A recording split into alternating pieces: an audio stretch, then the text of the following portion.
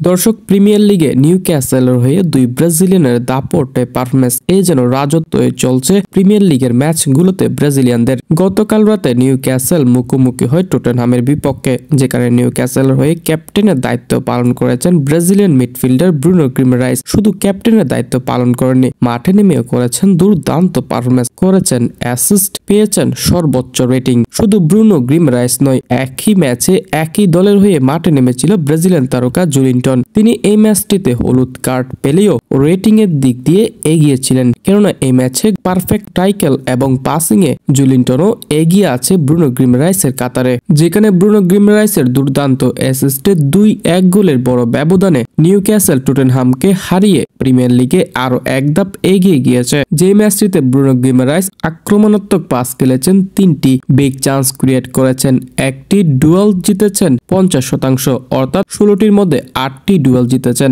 Shot block করেছেন 3টি, foul জিতেছেন 2টি এবং চোখ দাদানো একটি অ্যাসিস্ট করে 7.6 রেটিং পেয়েছেন ব্রুনো গ্রিমেরাইস। এছাড়াও নিউক্যাসলের হয়ে প্রিমিয়ার লিগে শেষ 5টি ম্যাচে ব্রুনো গ্রিমেরাইস করেছেন 1টি গোল ও 2টি অ্যাসিস্ট। তার গড় স্কোর রেটিং 7.70, যেখানে দুর্দান্ত চান্স ক্রিয়েট করেছেন 5টি, অর্থাৎ ব্রুনো গ্রিমেরাইস শেষ 5 ম্যাচে দুর্দান্ত পারফরম্যান্স করে যাচ্ছে নিউক্যাসলের হয়ে প্রিমিয়ার লিগের মতো টুর্নামেন্টে। এছাড়াও টটেনহামের বিপক্ষে ঠিক একই ম্যাচে ব্রুনো গ্রিমেরাইসের সাথে মাঠে নেমেছিল ব্রাজিলিয়ান তারকা জুলিনটন। এই ম্যাচে জুলিনটন গোল কিংবা অ্যাসিস্ট কিছুই পায়নি, তবে ম্যাচে প্রতিটি পয়েন্টে রেখেছেন গুরুত্বপূর্ণ অবদান, তাই তো ম্যাচ শেষে 7 রেটিং পেয়েছে জুলিনটন। তবে নিউক্যাসলের হয়ে কয়েকদিন আগে ম্যাচগুলোতে গোল পেয়েছিলেন জুলিনটন, অর্থাৎ সর্বশেষ জুলিনটন যে ম্যাচগুলো খেলেছে নিউক্যাসলের হয়ে সেই ম্যাচগুলোতে দুর্দান্ত পারফরম্যান্স করেছেন, গড় রেটিং পেয়েছেন 7-এর উপরে। এই যেন নিউক্যাসলের হয়ে দুই ব্রাজিলিয়ান তারকার দুর্দান্ত পারফরম্যান্স।